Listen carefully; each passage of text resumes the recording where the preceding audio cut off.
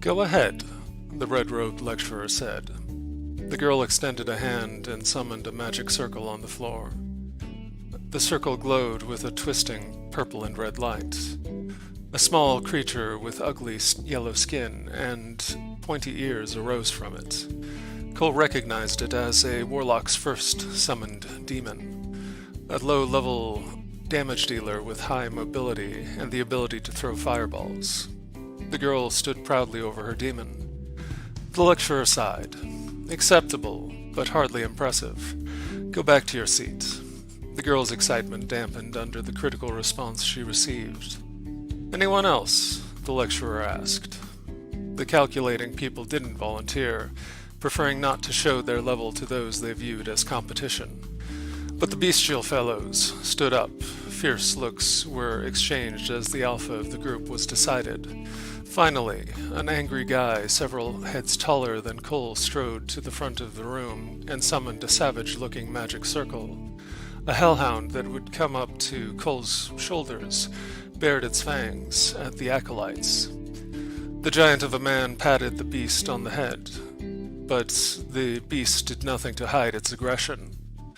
The lecturer nodded.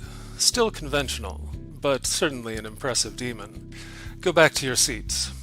As the man returned to it with his beast, the hellhound bared its fangs at the little imp who hid behind its mistress's leg.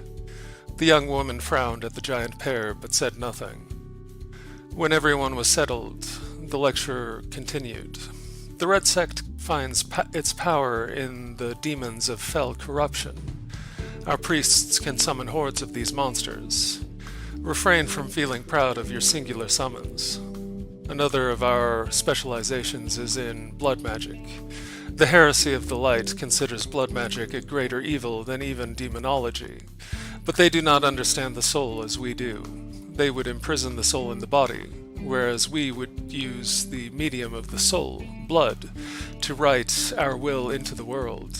As the lecturer continued, Cole heard many things he'd already known from playing these paths over the years he'd been playing Cosmos. The lecturer continued until the red-robed man made his closing remarks.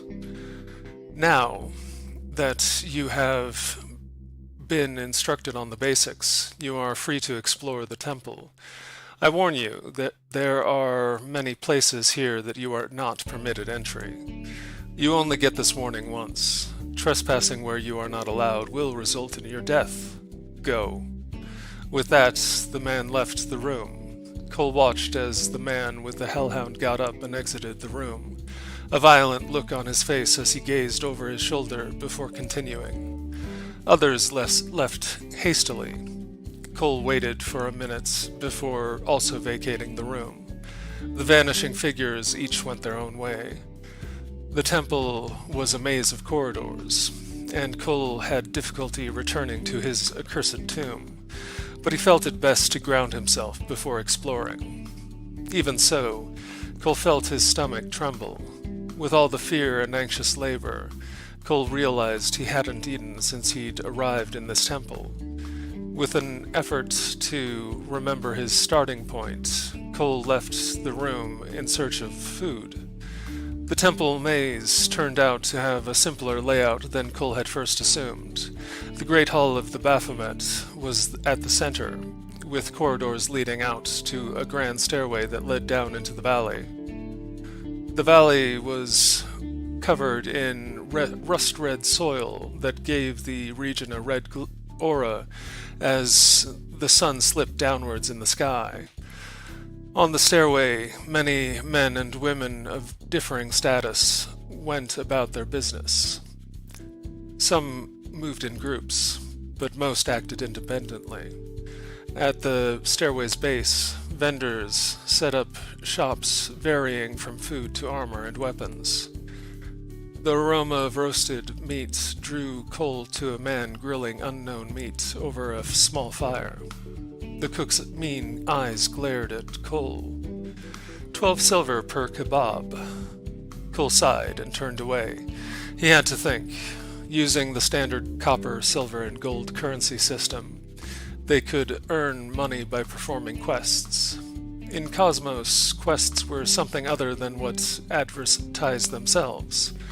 Most of the time you had to investigate, but a primary quest giver would be easy to identify in a starting zone like this. After scanning the crowd, he saw a woman in a red robe, like the instructors.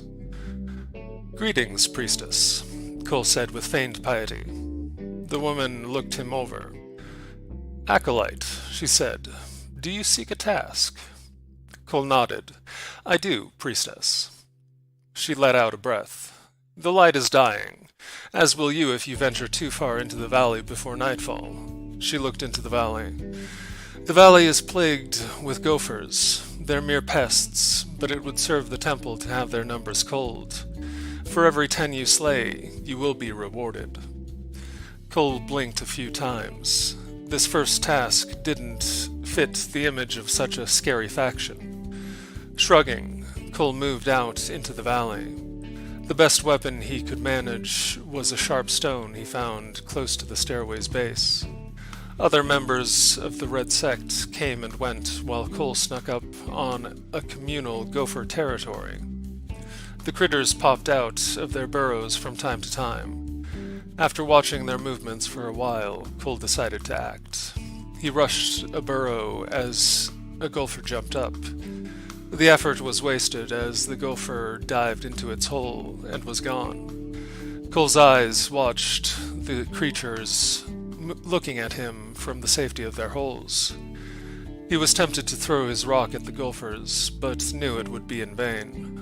Truth was, Cole's stats were too imbalanced to be physically capable. His strength and agility stats were both at the base 1, but Cole already had a plan. He walked to one end of the gopher burrow and began engraving a series of symbols into the ground. Moving around the field, Cole carved the sigil of fire into various places. When the final piece of his array was finished, Cole activated it and set the field on fire, both above and below. A quest counter ticked the number of gophers that died at 53. Cole looked over his work.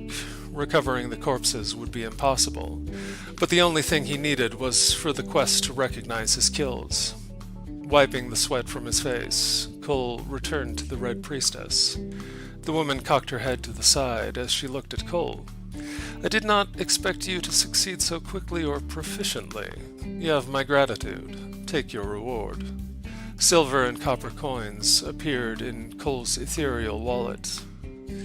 He could easily see the money listed in his HUD.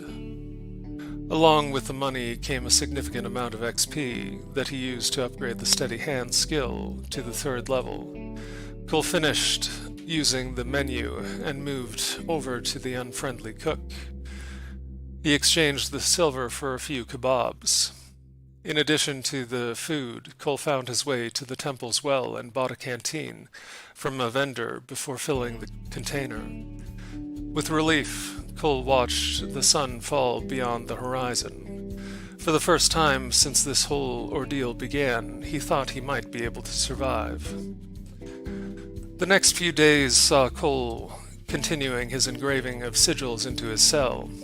While he undoubtedly would not be strong enough to face the woman in the red dress, he felt confident that as long as he was in the cell, he could meet most of the acolytes and guards level. He isn't interested in testing his strength against any of them.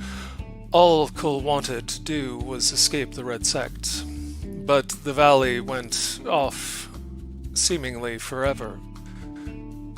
The temple was built into a mountain chain that Cole couldn't challenge. Thus, until a better solution arose, Cole continued training and hunting to live. "What do you mean you don't have a quest, stupid NPC?"